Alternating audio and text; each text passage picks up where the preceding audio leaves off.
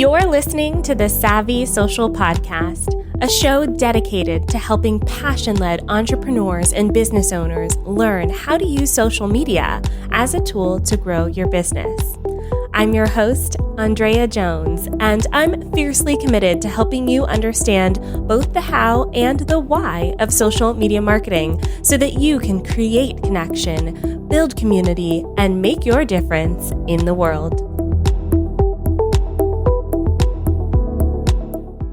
I'm Drea, and this show is brought to you by Fan Booster by Traject, which is the world's most complete social media management tool, and it's my tool of choice when it comes to scheduling, managing, and especially reporting on social media. Try them out for yourself for free. The link will be in the description or in the show notes of this podcast episode. Today, I have Paul Higgins on the show. He is a high-performing business mentor, podcaster, published author. He helps seven-figure business owners with sales and teams so they can build, live, and give. He's got over 27 years of experience in this industry. He's worked for Coca-Cola, all the big guys, and he left in 2011. And since then, has had 3 successful business exits. We're definitely going to talk about that on the show today, and his fantastic approach to LinkedIn marketing, which I know all of you listening are excited about.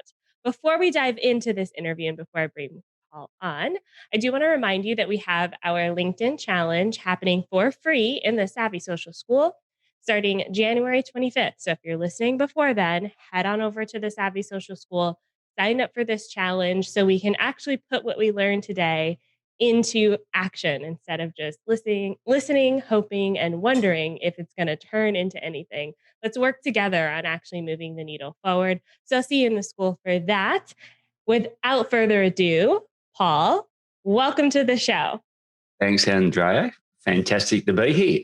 Yeah, I'm excited to dive into kind of your thought leadership approach to LinkedIn. But I do want to start with your history, because you worked for 18 years as a director at Coca-Cola. That's amazing. Did you actually live in Atlanta? No, but I have been there. I've traveled there twice. But no, I was in the system, the Coca-Cola system within Australia. So traveled all over the world, traveled quite a lot to the US, but never worked in Atlanta itself. Yeah. Okay. I'm from Atlanta. So when I see the word Coca-Cola, I'm always like, oh, yeah. Coca-Cola factory. My friends think I'm weird if they would come to visit Atlanta. I say, we have to go to the museum of Coca-Cola. They're like, that exists? Yes. So I love that. So, as you're transforming your business, so you left for health reasons and you started working for yourself. Tell me a little bit about that process. Give us a little bit of context to your expertise. Yeah, like you said, I had a great career, 18 years. Started as a sales rep, ended up as a director, and in the background, when I was 18, I was diagnosed with a condition called polycystic kidney disease, and effectively it's just cysts that outgrow your kidneys. So at some point you have kidney failure.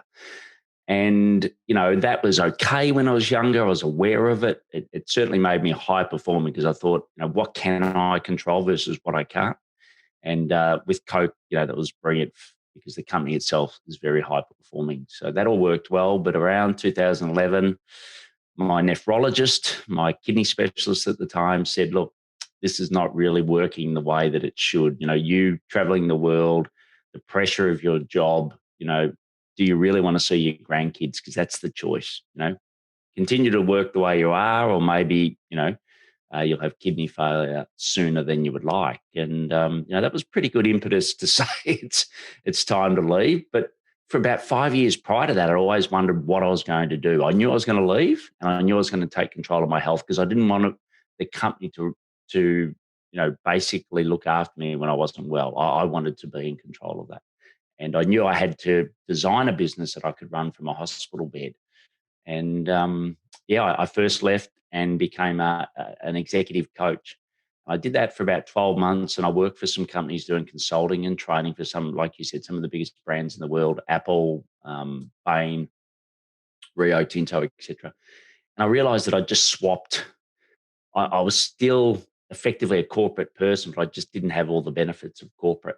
And it was really hard to go from a somebody to a complete nobody. Mm. And it's not that I've got a big ego, but I just found that transition very hard. And I realized that from a coaching perspective, I was much better as a mentor. And I decided then to switch to small business. And, that's really what I've been focusing on ever since, 2012. So, with this kind of switch, I assume that's when you started kind of using LinkedIn as a way to build up that somebody status again. Tell us a little bit about Yeah. that. Yeah. Like, I remember when I first got on LinkedIn, I can't remember the exact year, but I've got a feeling it's about 2009, something like that. That, yeah, basically every person I met, I used to say, are you on LinkedIn? Most people didn't even know what it was back then, but I was always networking. Before LinkedIn, I kept a spreadsheet of every person I ever met. And, that's just the way it was. And the Coke company was very much, around someone solved this problem in the world. So you just got to Mm. find who that person is. So I was very good at networking and very good at, sharing knowledge. And LinkedIn just felt like home. So yes, I started to build my network on it, continued, and it wasn't until post my transplant that I really doubled down on it. So that was in 2019 when my specialist finally said, you know what, Paul, you don't have to hide anymore. You can actually Mm. go out and be the front of your business because you're here. Because in 2018, I had a serious operation. I had a kidney removed. I was effectively, seconds from not being around. I woke up in ICU and yeah, it looked like Mm. a shark had bit me. And I wasn't in great shape. So that and the transplant, I worked the whole way through. I wrote a book while I was on dialysis. But 2019 was when I really switched to doubling down on LinkedIn, and it's been amazing ever since. Yes. So it really has been just a bit over a year since doubling down on LinkedIn, but the amount of engagement and activity happening on your LinkedIn is quite impressive for that amount of time. So let's say someone who would be at that switch where you were kind of doubling down on LinkedIn. What kind of advice would you give, or can you share some of the steps you took to showing up and sharing your knowledge on this platform? Yeah, sure. And LinkedIn's been a real success. So I've had about 2.5 million views in just over 12 months and gained about 150 new clients. So, it completely changed my business. And I always say to people, it's pretty simple, the three Ps. So profile, posting, and then possibilities. And possibilities is reaching out to people. And if you get those three things right, then LinkedIn can definitely work in your favor. And I'm happy to dive into as much detail as you want on those three, but effectively they're the three key things that I base all my methodology on. Yes. Oh, I love it. The three Ps. So let's start with the first one then, the profile. So I know sometimes when we create our LinkedIn profile, it kind of has standard things that auto populates for you, like your headline and even some of your about sections in your previous job. So how can we kind of up level that as we look at our profile so that the right person actually connects with who we are? Yeah, well, if you're watching this now or listening to it, think of the last time you didn't go to someone's LinkedIn profile when you're first meeting someone, right? It's become certainly gets a lot more traffic than my website does, and in the search results in Google, your profile normally comes above any other asset that you have. So it's really important to put up your best foot forward and have your profile looking great, and it doesn't take a lot of work, right? But what it does is if you don't have it right, you miss a lot of working opportunities to get new clients, right? So it's really important. So I think the first thing is the banner above. I think the simple thing there is just let people know who you work with, right? So, niche versus niche, however you pronounce it, it's best to say, this is exactly who I work for. And don't be scared to do that. People say, I'm going to miss out on people. I'm like, well, look, how many clients do you really need? Like I work with service-based business owners.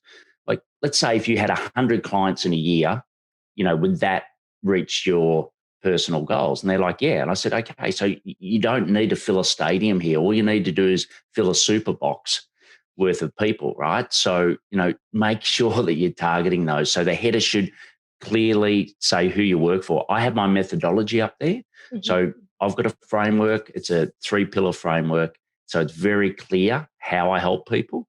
And then a great profile pic. Now I use orange and blue are my colors. I use orange in the background to make it really pop, right? So, and match your audience. So however when I was in corporate, I wore a suit, now I've got a t-shirt on, so just match your audience. So that's sort of the above. Then the headline, which is a bit below, the next most important thing. I just use a simple framework. One is, what do you do? So if someone searches on their mobile phone, which is most people mobile phone these days, they'll look at your profile and they'll just look at that statement and they want to just put you in a box. So make it easy for them. So for me, I'm a high performing mentor, right? So that's exactly how I am. They don't have to second guess it. Bang, it's there. And then just have a statement. I help X through Y to achieve Z, right? And that's all you got to do. It's as simple as that. Look at my profile as an example. Then the about section, well, there's the featured section, which to me, you should really have 3 key things. For me, is a post that you've done, so you can feature any post that's got good engagement and adds value. The other is a video of you telling your story, right? Because profiles and the text doesn't really say you. And to be honest, people are buying you. So why not have you? So make it really easy. And then the other one is have a customer talking about you, right? Because it doesn't matter how often you talk about yourself. It's always better to hear it from someone else. So have that. And then the about, just write it as if someone is meeting you for the first time. Right. So often I look at someone's LinkedIn profile and it still reads like they're in corporate, or, it's so hard when you get there. But like, you don't walk into a cafe, meet someone for the first time and, basically go straight into a pitch. So why would you do that on LinkedIn? So just think about the about section as you're welcome. Mm. Okay. So talk is in first person, that you're actually talking to the person, your ideal client that's reading it, and actually have it's a conversation, that about section. And it's not about you, it's about them, right? So there's that. And then the experience section, then you can go into the detail. So I'll stop there. But there, I think if you get those fundamental things right on your profile, you probably are, in the top 5% of users, because there's unfortunately a lot of profiles that aren't great. You've got a great one.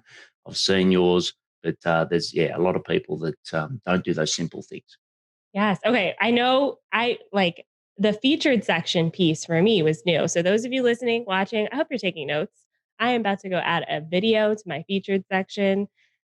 Y'all hold my feet to the fire because I need to do that. It's such a great tip. There was lots of nuggets in that kind of bit you told us about the profile, from the banner to the headline to the about section. So lots of meaty information there. So I loved that. Thank you. I think sometimes it is easy to skip over some of those things, or even just to halfway do them. But you're right in that it is that first impression, right? It's like showing up for the job interview. You're going to probably shower and brush your hair at the very least. Put on a clean t-shirt at the very least. So your profile should be your best foot forward, which I love that. Yeah. Okay. And just quickly, sorry, one other thing that I forgot to mention just quickly was the contact information. Make sure it's up to date, right? Don't make it hard for people. So often, people have got their personal email address and it might be the one they first signed up with on LinkedIn. Have your current email address, have your websites, have your key assets there. Treat that as gold, because most people will look at that section, your contact section.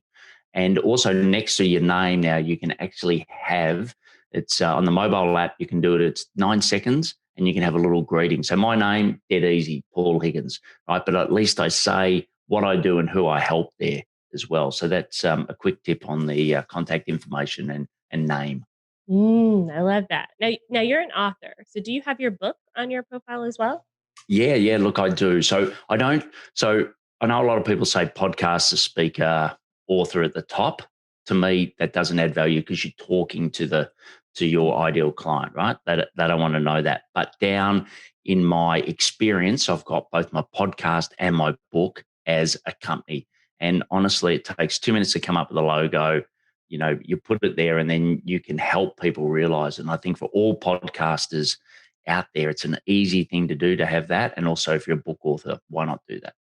Yeah. Oh, very good tips. So have separate experience sections for the books, the podcast, etc. Interesting. Okay, so let's say we've got our profile set up and now we're looking at posting. And I know that a lot of people listening are in the section of the audience where they're business owners or they're service-based business owners or product-based business owners. They open up LinkedIn, they stare at that blinking cursor and they go, "What do I say?" So, can you let us in a little bit on how we approach creating content for LinkedIn? Yeah, look, I think the best content is from your clients.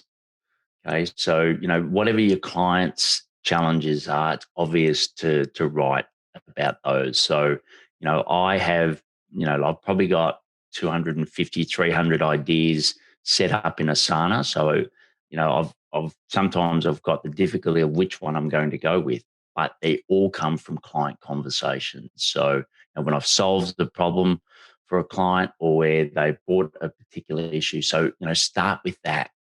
Okay. And once again, I'm not a big fan of writing content to try to get everybody to your post. It's really the people that you want to help write to them. So have your avatar there, your ideal client, whatever you want to call it, but make sure you're writing it specifically to them. So that's the first thing on content. Now, the other thing for me, I listen to a lot of podcasts. I also get great ideas from podcasts. And just a quick little tip on that if you listen, so Pat Flynn, for example, is a podcast I listen to regularly, Smart Passive Income, and he'll give some great tips. So what I'll do is actually write a post where I say, this is the tip that Pat gave me. This is the action I took, and this was the result. Okay, so I clearly show that, and I mention him, and then that draws his audience to that post.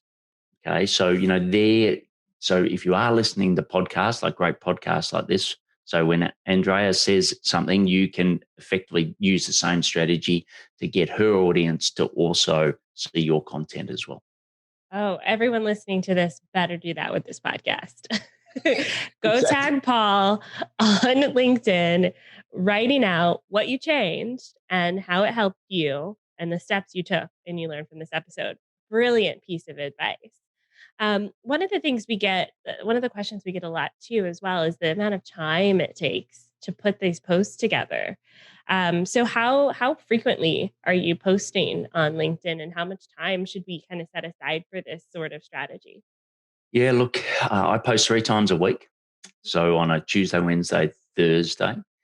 And honestly, it takes me 15 to 20 minutes to write a post because I've already got my ideas all set up. I've just got to grab an idea. I write it in Grammarly first, which is a free and a paid, but you can use the free version of Grammarly. So you make sure you get that right. I have my standard template, and I'll tell you what I think goes in a great post in a moment, but I've got my standard template that I use. So 20 minutes, done and dusted. And I think, what, especially because people are now more on mobile, is white space is great because LinkedIn actually reward dwell time. So the longer someone is on your post, they believe that the content is better, so they will spread it further. So plenty of white space, 1 to 2 lines maximum.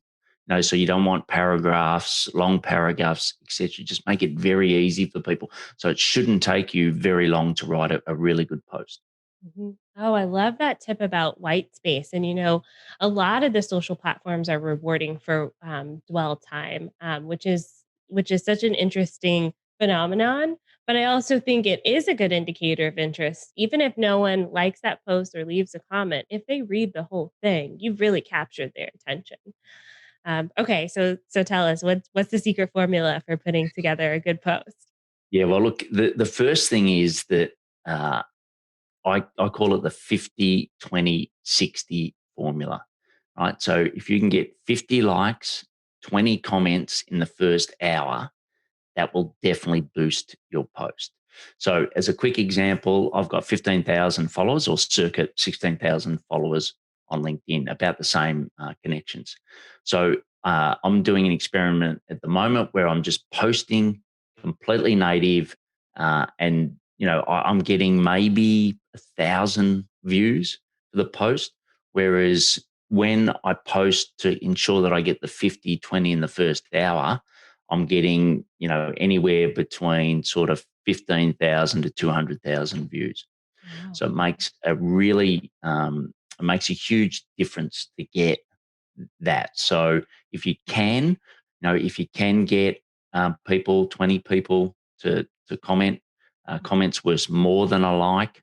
It's, we always say that it's roughly double, but I think that's really important, right? Because you could have the best content, but if you're not triggering the algorithm, you're not going to get the views. And views aren't everything, right? Because it's a bit of a vanity metrics, but it certainly helps. So that's the first thing. And then as far as structuring the post, so one is the format. So text works best. And some people go, well, what do you mean? I'm sure, we're a visual age now, and, video or photo would work best. And I'm like, no, text only still works best. Mm. So text only first. The second is text and a document, so a PDF. So what I say is, look, instead of just having the image, right, why don't you just create a PDF? And with dwell time, if you can create a 16-page PDF that takes people through a journey through a story, that's going to work really well. And LinkedIn reward those. Then I think, a text and a photo, but the photo to me needs to be a personal photo. I know you take some fantastic photos. I looked at your socials, but, use a photo of you personal and a personal story. I think that works best. Mm-hmm. And then the last one is video. Now, video gets really good engagement, but the views aren't as high because they have to watch the video for 3 seconds to be considered a view. So that's sort of the formats. And then the structure of a post, the intriguing statement at the top. So if you can write in 1 or 2 lines and really just think of yourself as being a journalist, what would intrigue you to open the post? So do that. And then if you space, I always do 6 times. What that'll do on the desktop is get you below the see more for the body of the text. Mm-hmm. Have that. Always, talking a story, talk first person to them, ask them questions. And then the most important thing is have a question, right? Mm-hmm. And by having a question, you're encouraging comments, which feeds the algorithm. So always ask a question. And then at the bottom, I always say, if you liked it, give it the thumbs up, let's connect. And then the hashtags, look, I got to say, there's so many different views on this. I've heard that 3, because Google now search for LinkedIn hashtags. So I've heard that 3 is the best, but I've also heard, up to 9 is adequate. So, for me, what I do is I do some at 3, some at 9, and see what works best. And the big thing with hashtags is the followers. So, to me, you want at least 100,000 followers. So a lot of people use little cute hashtags that won't get anyone to read your posts, right? Mm-hmm. What you want to do, like marketing, I think it's got about 18 million. So you want to use some really large ones and then a couple of ones that are around that 100,000 mark. Mm-hmm. And if you want to know, all you got to do is just go into the search in LinkedIn, go hashtag, whatever it is. So what inspires me is an example, and then it'll tell you how many followers that's got. Okay, interesting. Yeah, I've been curious about the hashtags. I've seen some people use them, some people aren't. But the fact that Google is kind of tracking those hashtags is just enough of an encouragement to use them. So thank you for that. One of the things I'm curious about is the structure to this post. Are you always asking questions in the post, or do you have posts specifically that are like, "Hey, work with me. Here's what I do." No, look, I always have a question, but what I will do is also have a call to action on most of my posts. Mm-hmm. But the call to action might be, the link to the podcast is below, etc. So out of my 3 posts, 2 are podcasts, an interview and a solo. Mm-hmm. So, by default, the call to action is, listen to the podcast. But I don't do a lot of self-promotion. Like if I've got a webinar coming up or something like that, I will. But, I just let, if someone goes to your profile and you've written that really well, I don't think you need to overplay it in the post. That's just my philosophy, because if they really want to know about you, it's only one click to your profile photo to open up your profile, and there's everything they need to know there. And that's why it's so important to do that first. Yes, I love that strategy. Interesting. I've also seen a lot of people putting links in the first comment instead of in the body of the post. Have you tested that out at all? Yeah, look, once again, it's a contentious point. What's best? I believe now that LinkedIn recently changed it so that links don't get, or a post doesn't get downgraded as much by having a link in the body of the text. But I always put it in the comments section. Or what I do sometimes is just spell out the domain, right? Because people know what a .com is. So you just spell it out. You don't have to put the direct link in, and people can just go and search it. So that's another way of doing it if you worried that the link will get lost in the comments. Yeah. Okay. Good. Good. So we talked about our profile. We talked about our posting. Now we'd like to explore the possibilities and the kind of the connection piece of it, because I think that we all have these stories of someone randomly connecting with us and sending us the DM where it's like, well, how did you think I was interested in this? So, what's the best way to go about exploring the possibilities of connecting on LinkedIn? Yeah, well, the first thing is have some pre-engagement. Okay. So what I mean by pre-engagement is, most people don't get a lot of love on their posts, right? So wouldn't it be nice to at least go and like or comment on someone's post before you send a connection request, right? Because at least you're suddenly on their radar. So I highly recommend doing some pre-engagement first. The next part is send just a simple connection request. So, I say, I enjoy connecting with high performing business owners. Would you be open to connecting? PS, I will send you a personal video on acceptance.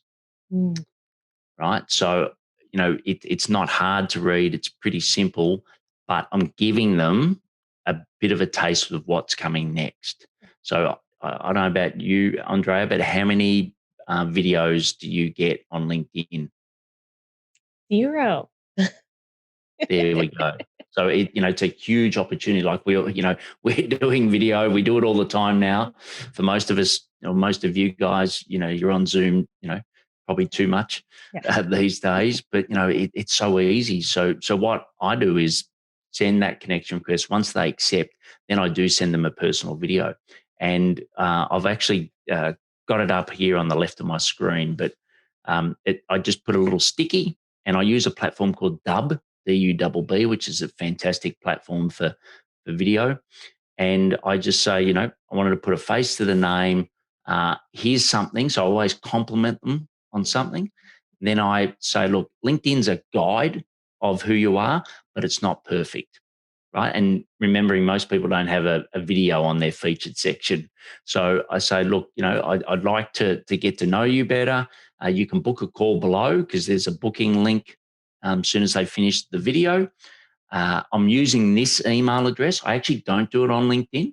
I do it to their email, and I show where I've got their email address. And I know sometimes it's their private email address, but at least I'm doing them a courtesy of not trying to scrape an email and find it. And I say, this is your personal. I'd love for you to reply with your business email. So once again, you're building some rapport and you're getting them to take some simple actions to connect.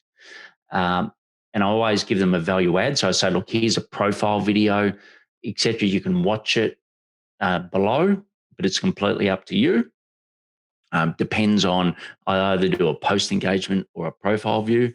And then I say, look, if you've got higher priorities or now's not the right time, completely understand. Just let me know. Okay, it'd be great to let me know. And that's it. So it's about a minute, 20 seconds in a video. I basically send that via email. And the success rate is great because not many people are doing it. Not many people are taking the time to do that. And you stand out from all the noise at the moment. Like you said, is all the same people giving you the same scripts that everyone sends out, people bombarding you in the second call, they don't even know what you want, but they're ready to sell what they've got. All of that is resolved by just sending a simple video of you. Yes. Oh, I love this. I've been doing this with voice messages on Yeah. LinkedIn because I do like the voice message function, but Yeah. the video just adds that extra touch of personalization. Because I do think, as powerful as social media is, it can still feel impersonal sometimes. And so the more that we can add in that personal touch, the better. And then was I right in hearing that you actually email them the video? You don't send them the direct message? Yeah, look, we're split testing that at the moment. Okay. So in Dub has got a Chrome connection that it's sits there in LinkedIn. So you can just press the little Dub icon and you can bring the video into the message. So you can do it that way. But I find certainly my target audience, which is, 7-figure service-based business owners, they're not on LinkedIn. They're not sitting in their LinkedIn inbox as much as they are their email. And it's unlike corporate where at Coke, I'd get 250 emails a day. I don't get that volume of emails. And, for me, I've got my VA that filters it all. But for me, and I know a lot of other people do the same thing. So at the moment, we're finding better success with email. Now, the other thing with email is you can track it.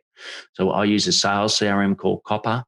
And what I can tell is when they've opened it, when they've watched the video. So I'm not wasting their time by reaching out when they're not ready. Yes. Okay. That makes sense. Oh, so many good tips today about LinkedIn and how we can update our profile and post and kind of make those connections. I know that you also have a book.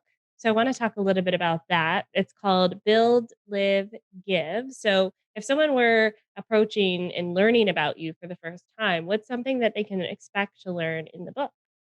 Yeah, so it's based on my experience. That's the first thing. Of leaving Coke, setting up my own business, and like you said, I've set up a couple. I've only had one successful exit, not three, but I've set up three Oh, businesses. gotcha. So I just want to set the record straight, in case you read the book and go, hang on. But yeah, look, the book is basically my journey, and I go through 5 key things. Personal productivity, because your time's the most important asset. So how do you leverage that? The second is your ideal client. How do you pick them? How do you get that super box rather than the full stadium? The third is your business model, because your business model should work for you, not the other way around. So really make sure, and like I prefer a recurring revenue model that works best for me. So that's why I have a membership and that's why I do mentoring.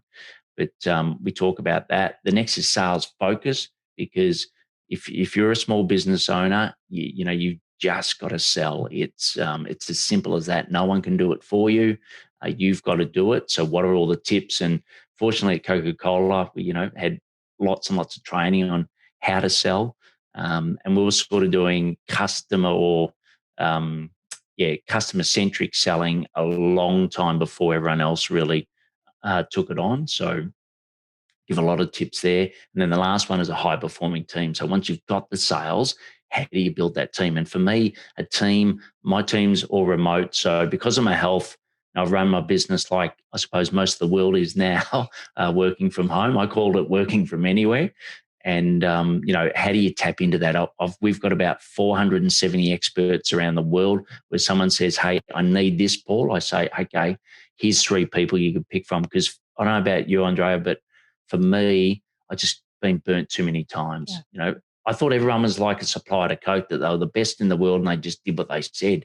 Sadly, I won't go through all my pain, but through that pain, I've now effectively got an amazing database of people that solve problems. So that's what I go through in the book. I often recommend for people that have left.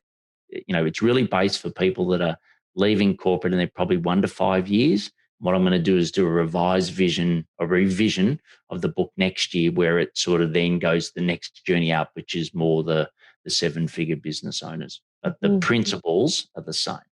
Yes. And I totally with you there for being burned in the past. I do find that there people fall into a few different camps and some people just don't actually want to work. So learn that the hard way. But yes, definitely check out the book. I'll put links to that in the description of the video and in the show notes. And then for those 7-figure business owners who want to kind of figure out what's next or how to even get to the seven figures. I know you have an assessment. So can you tell us a little bit about that? Yeah. So what I've, as I said earlier in my profile, if you go to it, it'll have the three pillars that I now work on. So unpack the foundations, sales focus, and high performing team. And under those, I've come up with 15 questions that I think are the best questions for a seven-figure business owner to ask themselves. So it's basically saying, have you got this ingredient to bake the right cake? And the assessment basically asks you those questions. So there's 15 of them. It takes about 3 minutes to do it. And then at the end, you have two options. So one is you can book a 45-minute call where I'll actually go through and I'll go through your responses and give you a plan. It's not a sales call. It's just a pure strategy call to say, well, look, this is what I think the gaps are. And this is the priority of, given my experience, the way that you should tackle them. And, obviously I get context in the call for that. And then the other is to come on my podcast, which is called Build, Live, Give as well. So if they've absolutely nailed it and they're doing a great job, why not share that with my listeners so they can inspire others? Oh, I love actually how there's that really tangible action at the end of the assessment, because I know so often a lot of people use these assessments as kind of like lead generation, but I love that a lot of what you teach is actionable and it's not.